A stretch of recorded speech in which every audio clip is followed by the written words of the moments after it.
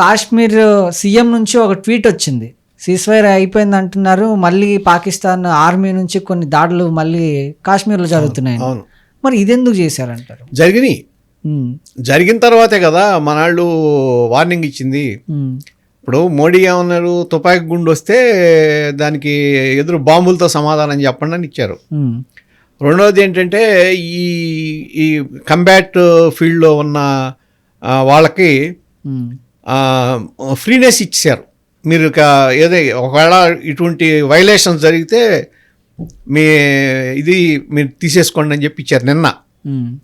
ఇవన్నీ నిన్న జరిగిన డెవలప్మెంట్స్. ఎందుకంటే ఆ రోజు జరిగిన తర్వాత క్లియర్గా వార్నింగ్ ఇచ్చారు, మీరు వైలేషన్ చేస్తే మేము కూడా చేయాల్సి వస్తుంది అని. సరే, ఇవాళ ఏమీ లేదు, నిన్న నుంచి ఆపేసినట్టున్నారు, వాళ్ళు ఏం చేసినట్లేరు. ఇవాళ చర్చలు ఉన్నాయి, చూడాలి మరి చర్చల్లో ఏమొస్తుంది అనేది. కాకపోతే పాకిస్తాన్ అనేది నమ్మదగిన దేశం మాత్రం కాదు. అది కుక్కతాగు వంకర అన్నట్టు. వాళ్ళు మనకి ద్వారా సిమ్లా ప్యాక్ట్ వచ్చింది, ఏమీ జరగల. అంతకుముందు తాష్కెంట్ ఒప్పందం జరిగింది, దాన్ని వైలేషన్ చేశారు.